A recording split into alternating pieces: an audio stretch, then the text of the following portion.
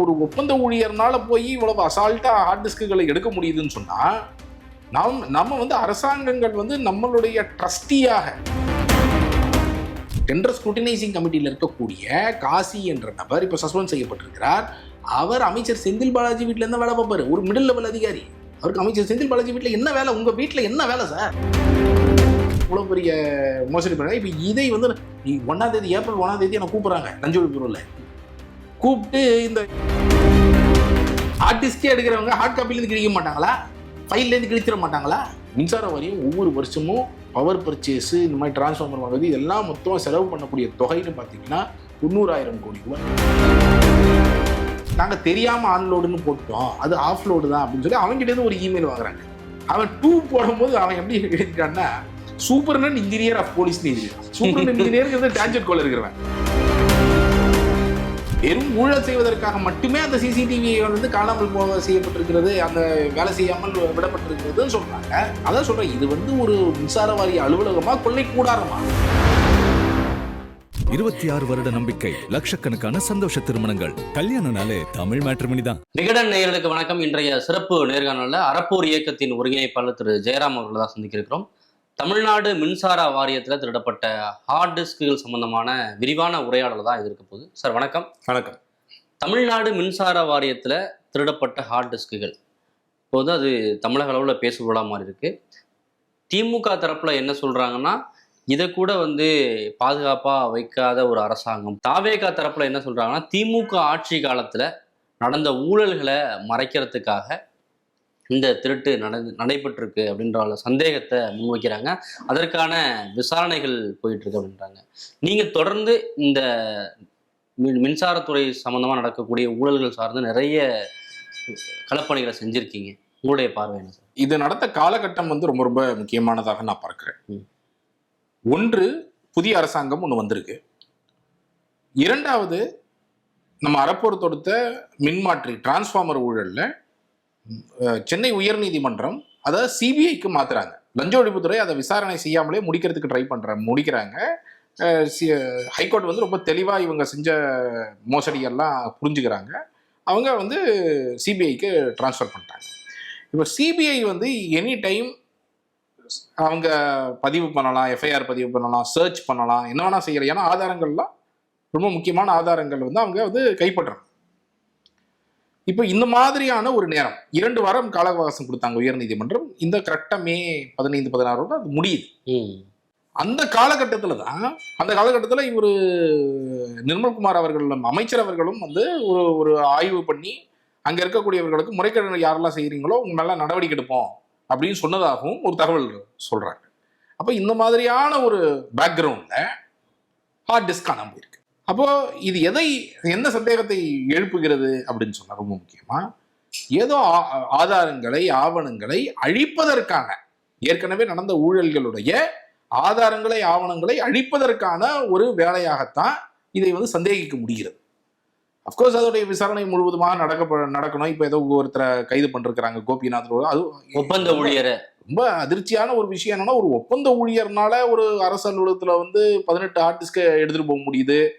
இவங்க 8 heart disc complaint கொடுக்குறாங்க, 18 hard disk காணாம போச்சுன்றாங்க. அப்புறம் அங்கே ஆனால் போனால் 34 ஹார்ட் டிஸ்க்கு பெங்களூர்ல போனால் பிடிக்கிறான்றாங்க.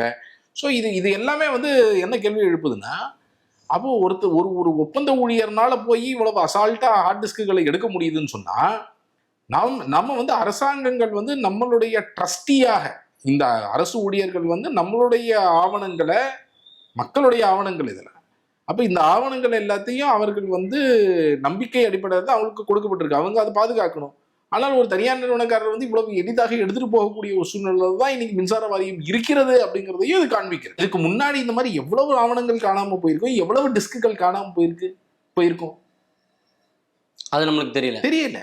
இதுல ஊழல் நடந்திருக்கு அப்படின்ற ஒரு குற்றச்சாட்டை நீங்க தான் முன் வச்சீங்க.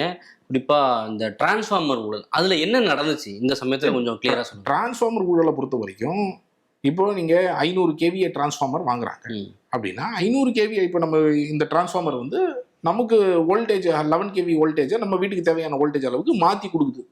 ஸோ அது மாதிரி step down transformer, distribution transformer வாங்குவதற்காக கிட்டத்தட்ட 26,300 டிரான்ஸ்ஃபார்மர் வாங்கினது, 7 டெண்டரில் வாங்கினது மூலமாக 397 கோடி ரூபாய் ஊழல் பண்ணியிருக்கிறாங்க.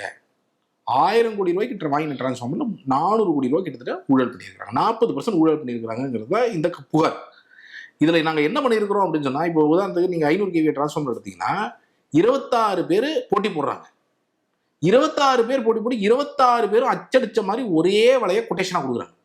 13,997 அந்த மாதிரி ஒரு number, same number, exact same number 26 பேரும். நீங்க 250 kV எடுத்தீங்கன்னா 34 பேர் போட்டி போடுற மாதிரி கணக்காமிக்கிறோம். 34 பேரும் அச்சடிச்ச மாதிரி 250 kVக்கு 7,51,660 ரூபாய்னு கொட்டேஷன் கொடுக்குறாங்க. ஆனா சோ இது எதுக்காக இப்படி கொடுக்குறாங்க அப்படின்னா, இந்த மாதிரி கொடுத்தாங்கன்னா அந்த 34 பேருக்கும் 2000 டிரான்ஸ்ஃபார்மர் வாங்கணும்னா 60 டிரான்ஸ்ஃபார்மர் பிரிச்சு கொடுத்துருது ஆர்டர். எல்லாரும் L1, எல்லாரும் ஒரே ரேட்ல, எல்லாரும் L1 ஆயிட்டீங்க, லோவஸ்ட் ஆயிட்டீங்க, எல்லாருக்கும் பிரிச்சு கொடுத்துறாங்க. இதுல எங்க வேடிக்கைன்னா, அந்த டிரான்ஸ்ஃபார்மர் 7,51,000 இவங்க கொட்டேஷன் கொடுக்குறாங்க. அந்த டிரான்ஸ்ஃபார்மரோட சந்தை விலை 4,70,000 ரூபாய் தான். 4,70,000 ரூபாய்க்கு இதுக்கு முன்னாடி போட்டு 4 மாசம் முன்னாடி போட்டுலேயே 4,60,000க்கு ஒரு ஒப்பந்ததாரர் கொட்டேஷன் கொடுத்துருக்கிறாரு. ஜெம் ரேட்டு அதுல 4,70,000 இருக்கு.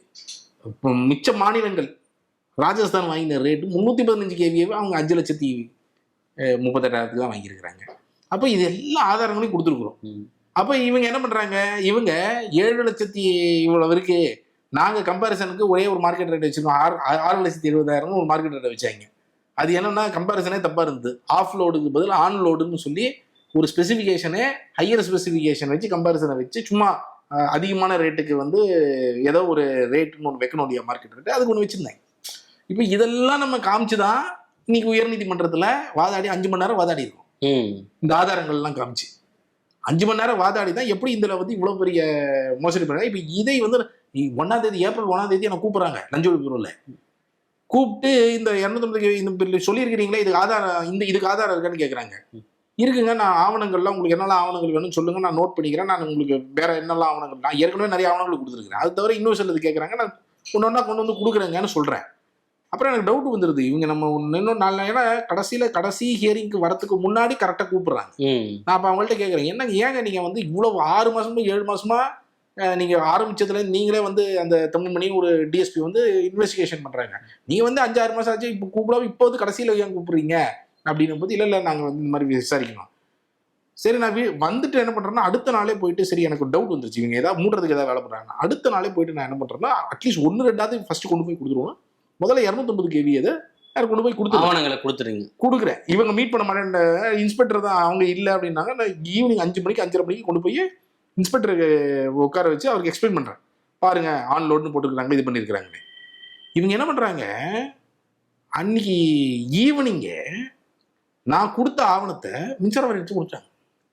போய் டிவிஎஸ் மின்சார வாரியத்தை கொடுத்து அவங்க அந்த கம்பெனி கிட்ட என்னவோ ப்ரெஷரைஸ் பண்ணி அந்த கம்பெனி வந்து ஒரு இமெயில் அனுப்புறான், என்னன்னு இந்த மாதிரி நாங்கள் தெரியாமல் ஆன்லோடுன்னு போட்டுட்டோம், அது ஆஃப் லோடு தான் அப்படின்னு சொல்லி அவங்ககிட்ட ஒரு இமெயில் வாங்குறாங்க. அவன் 2 போடும்போது அவன் எப்படி எழுதிட்டான்னா, superintendent engineer of போலீஸ்னு எழுதிருக்கான். Superintendent engineer டான்ஜெட் கோல இருக்கிறவன், போலீஸ்னு இருக்கிறவன் டிவிஎஸ்சி சென்னை 16 போட்டிருக்கிறேன் 2ல. இப்படியெல்லாம் குளறுபடி பண்ணி 2ஆம் தேதி எனக்கு நல்ல வேலை நான் கொண்டு போய் கொடுத்தேன். 4ஆம் தேதி காலையில இவங்க மூடிட்டாங்க, கேஸை மூடிட்டு 6ஆம் தேதி கோர்ட்ல கொண்டு வந்து நாங்கள் கேஸை மூடிட்டோம்னு சொல்லி ஃபைல் பண்றாங்க அவசரமா. ஏன்னா நான் கம்ப்ளைண்ட் கொடுத்து 2.5 வருஷம் ஆகுது, 2 வருஷமா ஒண்ணுமே பண்ணாது, நீங்க அவசரமா ஃபைனல் ஹியரிங் வரதுக்கு 4 நாள் முன்னாடி இப்படி பண்ணியிருக்கிறாங்க பாருங்கன்னு காமிச்சோம் கோர்ட்ல. இன்னும் அவசரம் இவங்களுக்கு, கடைசி 3 நாள் முன்னாடி என்ன கூப்பிட்டதே 2 வருஷமா கூப்பிடல, கடைசியில ஃபைனல் ஹியரிங்க்கு முன்னாடி இப்படி கூப்பிட்டு, அதுவும் நான் ஒரு ஆவணத்தையே நல்ல வேலை கொண்டு போய் கொடுத்தேன், மிச்ச ஆவணம் கூட இருக்கு, நீ சிபிஐ கொண்டு போய் கொடுக்கணும் இன்னும் சிலதெல்லாம். அப்போ இந்த மாதிரி எல்லாம் இவங்க அவ்வளவு மோசடி பண்ண ட்ரை பண்ணாங்க இந்த வழக்கை காலி பண்றதுக்கு. அப்படி இருந்தும் இன்னைக்கு சிபிஐக்கு போயிருக்கு. இன்னைக்கு இதுல வந்து யோசிச்சு பாருங்க, ஒரு 1068 கோடி ரூபாய் 400 கோடி ரூபாய் காலினா, இவங்க மின்சார வாரியம் ஒவ்வொரு வருஷமும் பவர் பர்ச்சேஸ் இந்த மாதிரி டிரான்ஸ்ஃபார்மர் வாங்குறது இதெல்லாம் மொத்தமாக செலவு பண்ணக்கூடிய தொகைன்னு பார்த்தீங்கன்னா 90,000 கோடி ரூபாய், 85,000-90,000 கோடி ரூபாய். அப்போ அதுல 40% என்ன ஆச்சு? அது 4 வருஷம் 5 வருஷத்துக்கு என்ன ஆச்சு? இந்த அளவுல ஊழல்கள் வந்து மிகப்பெரிய அளவுல மின்சார வாரியத்தில் நடந்து கொண்டு எல்லா ஒப்பந்ததாரர்களும் ஒரே தொகை குறிப்பிடுறாங்க அப்படின்ற ஒரு விஷயத்த நீங்க சொல்றீங்க. வெளியிலிருந்து எந்த ஒப்பந்ததாரர்களும் இதுல வந்து கலந்துக்கல அப்படின்றத புரிஞ்சுக்க முடியுமா? எப்படி எல்லாமே கலந்துக்கிட்டவங்க எல்லாமே ஒரே பேசி வச்சுக்கிட்டு கலந்துக்கிட்டாங்க? ஏசி எல்லாருக்கும் ரேட்டு சொல்லப்படுது, ஃபைனல் ரேட்டு தான்ப்பா நீ போடணும் அப்படின்னு சொல்லிட்டு. அதை மீறி இப்போ இது ஒரே ஒரு ஒப்பந்தத்தில் என்ன ஆச்சுன்னா 250 KVA ஒரு 28 பேரோ 5,62,000 கொட்டேஷன் கொடுத்தாங்க. ஒரே ஆள் மட்டும் அதில் பங்கெடுக்கல, ஒரே ஒரு ஆள் மட்டும் இந்த கூட்டு செய்தியில் பங்கெடுக்கல. அவர் கரெக்டாக மார்க்கெட் ரேட்டை போட்டார், என்ன 4,62,000. அவர் L1 ஆகிட்டார். இவங்களுக்கு என்ன பண்ணுறதுன்னு தெரியல, அதை காலி பண்ணி விட்டாங்க. அந்த டெண்டரே நடக்கல. டெண்டர் கடைசியில் அவார்டு பண்ணிட்டு அப்புறமா வந்து அந்த டெண்டரை வந்து கேன்சல் பண்ணிடுறாங்க. அந்த டெண்டரையே இவங்க வந்து அவர் ஏதோ நீங்க வெளியில இருந்து இவ்வளோ ஆவணங்களை திரட்ட முடியுது. இப்போ உங்கள்கிட்ட இருக்க ஆவணங்களை வச்சு இதுல முறைகேடு நடந்திருக்குன்னு ஒரு யூகத்துக்கு வர முடியுது, வழக்கு தாக்கல் பண்ண முடியுது, சிபிஐ விசாரணை வரையும் போக முடியுது. இப்போ இப்படியான சூழல்ல வெறும் ஹார்ட் டிஸ்க்ல மட்டும்தான் அந்த ஆதாரங்கள் இருக்குமா, ஆவணங்கள் இருக்குமா அப்படின்ற ஒரு கேள்வியும் இருக்குல்ல. ஏற்கனவே ஹார்ட் காப்பில இருந்து கிழிச்சிருக்கலாம்ல, புரியுதுங்களா? ஹார்ட் டிஸ்கே எடுக்கிறவங்க ஹார்ட் காப்பில இருந்து கிழிக்க மாட்டாங்களா? ஃபைல்ல இருந்து கிழிச்சிட மாட்டாங்களா? எடுத்துட மாட்டாங்களா? ஒரு அரசு அலுவலகத்துல அப்படிலாம் நடந்துருமா? ஆமா, இதுல என்ன ஒரு ஹார்ட் டிஸ்க், அதற்கு யார் பொறுப்பாகிறதுன்ற ஒரு கேள்வி இருக்கு. இப்பயும் மின்சார வாரியத்துக்கு ஒரு IAS இருப்பாரு, இப்ப அவரு இதற்கு பொறுப்பாக மாட்டாரா? கண்டிப்பாக பொறுப்பு இருக்கு. என்ன செக்யூரிட்டி சிஸ்டம் வச்சிருக்கீங்க? CCTV வேலை செய்யலன்றீங்க 4 வருஷமா 3-4 வருஷமா. அந்த ஃப்ளோர்ல இருக்கிற எந்த CCTV வேலை செய்யல. CCTV வேலை செய்யாம எப்படி ஒரு அரசு அலுவலகம் எப்படி இருக்க முடியும்? அப்ப இதற்கான என்ன மானிட்டரிங் மெக்கானிசம் இவ்வளவு நாளா இருந்தது? வெறும் ஊழல் செய்வதற்காக மட்டுமே அந்த CCTV வந்து காணாமல் செய்யப்பட்டிருக்கிறது, அந்த வேலை செய்யாமல் விடப்பட்டிருக்கிறதுன்னு சொல்றாங்க. வெறும் புரோக்கர்லாம் வந்துட்டு போவாங்க, எல்லா இவங்களுடைய டீலிங்ஸ் எல்லாம் வெளியே இது பண்ணாமல் இருக்கணுங்கிறதுக்கு அதுவே CCTV வந்து சரி பண்ணாமல் வச்சிருந்தாங்கன்னு சொல்றாங்க. அப்போ இந்த மாதிரியான ஒரு விஷயங்கள் நான் தான் சொல்றேன், இது வந்து ஒரு மின்சார வாரிய அலுவலகமா கொள்ளை கூடாரமா? இப்போ கடந்த ஆட்சியில இருந்தவங்க தான் இதை பண்ணிருக்கிறதுக்கான வாய்ப்புகள் அதிகம் அப்படின்னு நீங்க நினைக்கிறீங்களா? கடந்த ஆட்சி மட்டும் கிடையாது. நான் என்ன சொல்ல, இப்ப நீங்க நிலக்கரி இறக்குமதி ஊழல் எடுத்தீங்கன்னா அதுக்கு முன்னாடி வரைக்கும் காப்பாத்திருக்காங்க. அதிமுக ஊழல் இன்னி வரைக்கும் திமுக காப்பாத்திச்சு. திமுக அரசு போய் நான் போய் போராட்டம் பண்ணுவேன், ஸ்டாலின் அவர்கள் அந்த சட்டசபை முன்னாடி போய் நான் போராட்டம் பண்ணுவேன்னு அறிவிச்சதுக்கு பிறகுதான் அவர்கள் வந்து விசாரணைக்கான அனுமதியே கொடுத்தாங்க. அதானி ஊழல்லாம் சாதாரணமான ஊழல். 6,000 கிலோகலரி நிலக்கரி கொண்டு வந்து சப்ளை பண்ணணும், 3,500 கிலோகலரியை கொண்டு வந்து ஏமாத்தி ஃப்ராடு பண்ணியிருக்கிறாங்க. என்கிட்ட பில் இருக்கு, 3,500 கிலோகலரி தான் அவர் அங்கிருந்து வாங்குறாரு பிரிட்டிஷ் வர்ஜின் ஐலாண்ட்ல இருந்து இன்வாய்ஸ்.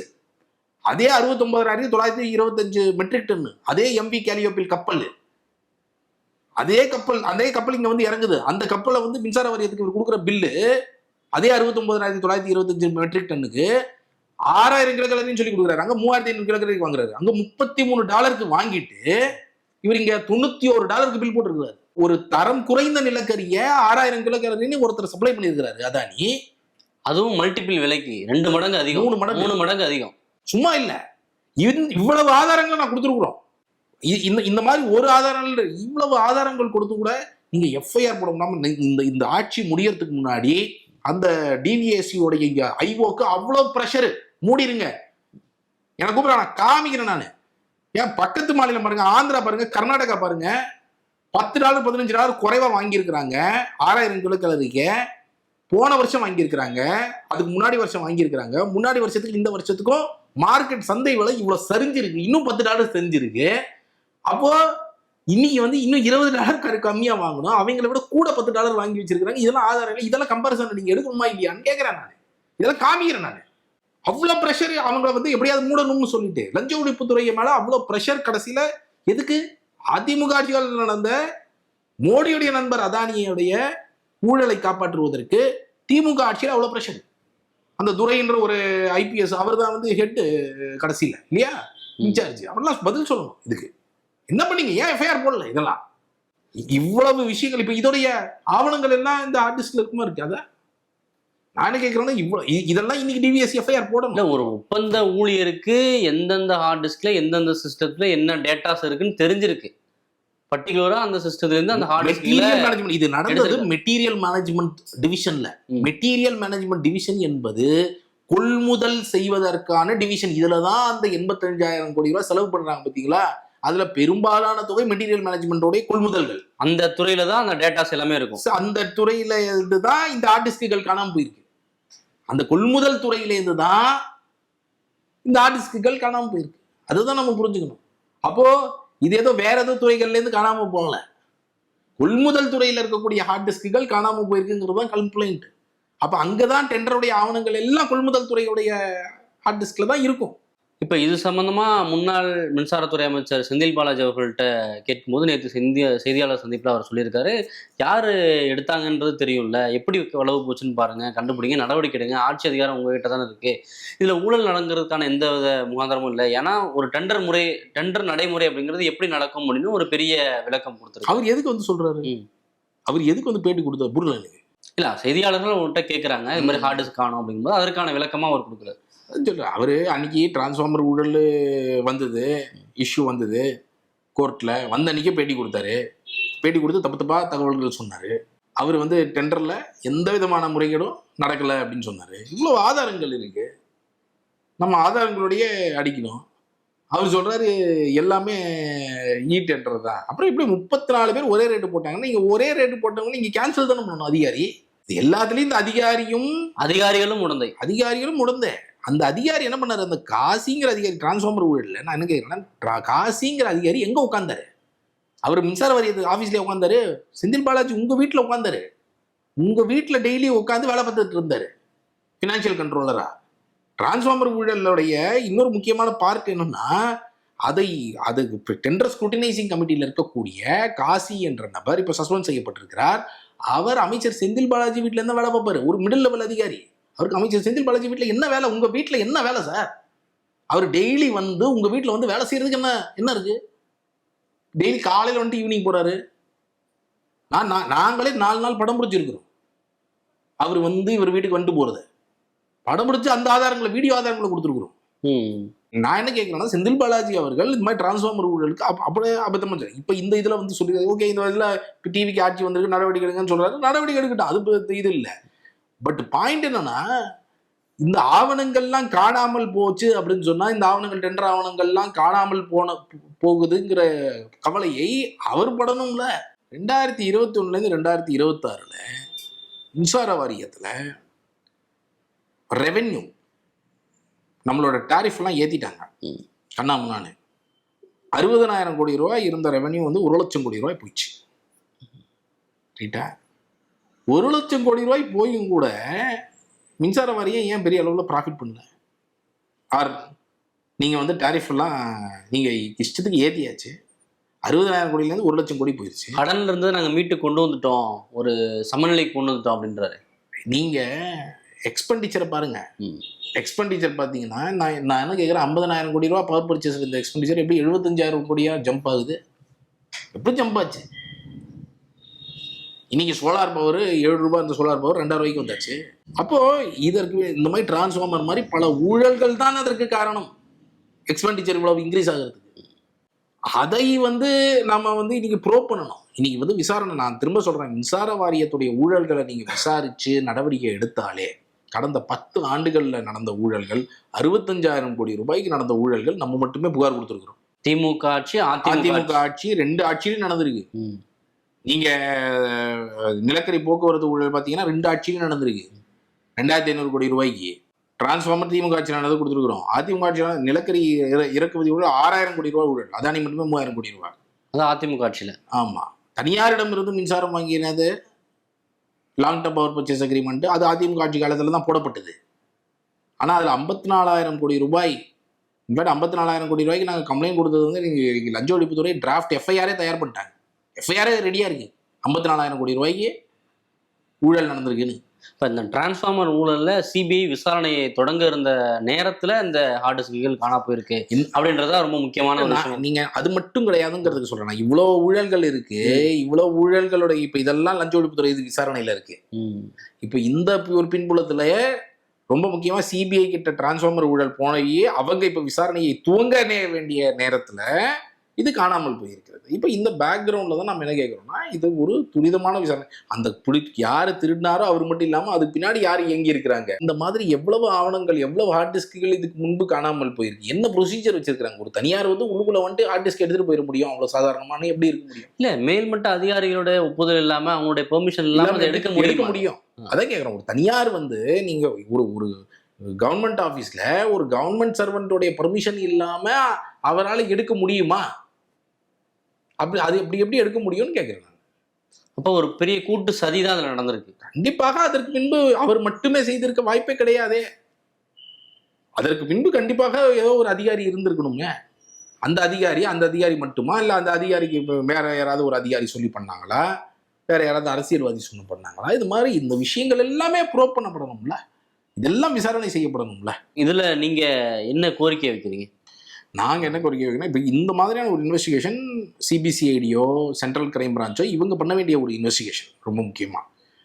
ஸோ இது வந்து வெறும் ஒரு போலீஸ் ஸ்டேஷனில் வச்சு நம்ம பண்ணிட முடியாது, போலீஸ் ஸ்டேஷனை வச்சு இது செஞ்சிட முடியாது. அந்த மாதிரி இவங்க வந்து ஸ்பெஷல் எஃபர்ட் எடுத்து இதற்கு பின்பு யாரெல்லாம் இருக்கிறார்கள் என்பதை ஐடென்டிஃபை பண்ணி இது எதற்காக செய்யப்பட்டது என்பதை ஐடென்டிஃபை செய்கிறது ரொம்ப ரொம்ப முக்கியமானது. அவர்கள் மேலே துறை ரீதியான கிரிமினல் நடவடிக்கை எடுக்கிறது ரொம்ப ரொம்ப முக்கியமானது. வெறும் ஒரு தனியார் இதோடைய ஒரு பர்சன்னு சொல்லி ஒரு திருட்டு கேஸாக போட்டு முடிச்சிடக்கூடாது. இது பின்பு நடந்த முழு விவரங்கள் வெளிப்படையாகவும் மக்களுக்கு தெரிய வேண்டியது ரொம்ப ரொம்ப முக்கியமானது. அதே மாதிரி ஏன்னா இப்போ போன ஆட்சியில் உங்களுக்கு ஞாபகம் இருக்கும், செந்தில் பாலாஜி ஒரு வாட்டி வந்து சொன்னார், நிலக்கரி காணாமல் போயிடுச்சு, 2.5 லட்சம் டன்னு காணும்னு சொல்லி இந்த தெர்மல் பவர் பிளான்ட்ல நின்று சொன்னார். என்ன ஆச்சு? 5 வருஷம் ஆச்சு. இப்போ அந்த நிலக்கரி காணாமல் போனதுக்காக ஒரு விசாரணை நடத்தினாங்க. அந்த விசாரணை அறிக்கை காணாமல் போச்சு. உண்மையிலேயே அந்த அறிக்கை காணும். நான் லக்கானிட்ட கேட்டேன், எங்கே இருக்கேன்? நாங்கள் விஜிலன்ஸ் கமிஷனர், விஜிலன்ஸை கேட்டால் விஜிலன்ஸ் எங்களுக்கு வரவே இல்லையா அந்த மாதிரி தான் ரிப்போர்ட் பண்ணி. எங்கே இருக்கு காணாமல் போன நிலக்கரியும் இது வரைக்கும் வரலை, அதற்கு அந்த விசாரணை செஞ்ச அறிக்கையும் காணாமல் போச்சு. அப்போ அந்த மாதிரி இதில் நடந்துடக்கூடாது இல்லையா? அப்போது இவர்கள் விசாரணை செய்ய வேண்டும், யார் தப்பு பண்ணியிருக்கிறாங்களோ அவங்க மேலே நடவடிக்கை எடுத்து அவங்களுக்கு தண்டனை வாங்கி கொடுக்க வேண்டும். இதுக்கு முன்பு என்னெல்லாம் ஆவணங்கள் காணாமல் போயிருக்கு, இது மட்டும் இதோட நிப்பாட்டாமல் நீங்கள் இதுக்கு முன்னாடி என்னெல்லாம் ஆவணங்கள் காணாமல் போயிருக்குங்கிறத பாருங்க. காணாமல் அடிச்சிருக்கிறாங்கிறத, மீட்கப்பட்ட ஹார்ட் டிஸ்க்ல என்னென்ன ஆவணங்கள் இருக்கு அப்படிங்கிறதையும் முறையாக ஆய்வு செய்யணும். அது ஆய்வு செய்யணும். இதற்கு முன்பு எவ்வளவு ஹார்ட் டிஸ்கால்கள் காணாமல் போயிருக்கு, எவ்வளோ ஹார்ட் டிஸ்குகள் கொள்முதல் பண்ணப்பட்டது கடந்த 5 வருஷம் 10 வருஷத்துல, எவ்வளோ ஹார்ட் டிஸ்குகள் காணாமல் போயிருக்கிறது, அதையும் கிராஸ் செக் பண்ண வேண்டியது. ஆமா, லாஸ்ட் 10 வருஷத்துல எடுத்து பண்ணுங்க. இதுதான் ஆடிட் பண்ண வேண்டிய ரொம்ப முக்கியமான நேரம். இந்த மாதிரி எவ்வளவு ஆவணங்கள் காணாமல் போயிருக்கும் அப்படிங்கிறது நமக்கு தெரியாது. அப்ப இது சர்வசாதாரண இன்னைக்கு இது ரிப்போர்ட் ஆகலன்னா என்னங்க இருக்கும்? ஏதோ ஒரு இடத்துல ஒரு ரிப்போர்ட் ஆனதுக்கு பிறகு தானே வெளியே வருது. வரலன்னா ரிப்போர்ட் ஆகலன்னா, இப்ப இந்த மாதிரி ரிப்போர்ட் ஆகாம இதுக்கு முன்பு நடந்திருக்கலாம் இல்லையா? அப்போ அதெல்லாம் அந்த மாதிரி ஏதாவது நடந்திருக்கா?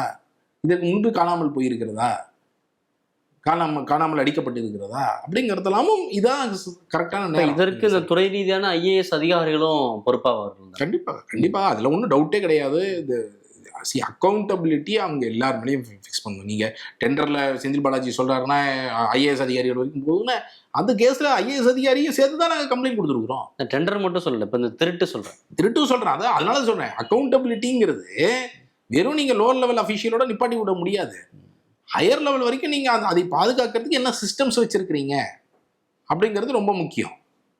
அப்போ இவ்வளோ ஈஸியாக பண்ண முடியுது ஒருத்தரால் அப்படின்னா அதற்கான ஒரு சிஸ்டம் இல்லாததுக்கே IAS அதிகாரிகள் வரை பொறுப்பெடுக்க வேண்டும். இப்போது இவங்க என்ன நடவடிக்கை எடுக்கிறாங்கங்கிறத பொறுத்து தான் அதற்கு பின்பு இருக்கக்கூடிய ஆட்கள் வரை இவங்க நடவடிக்கை எடுக்கணும் அப்படிங்கிறத ரொம்ப முக்கியம். எந்த ஒரு அதிகாரியாக இருந்தாலும் இவங்க தயவுதாட்சண்யம் இல்லாமல் நடவடிக்கை எடுக்கிறது ரொம்ப ரொம்ப முக்கியமானது.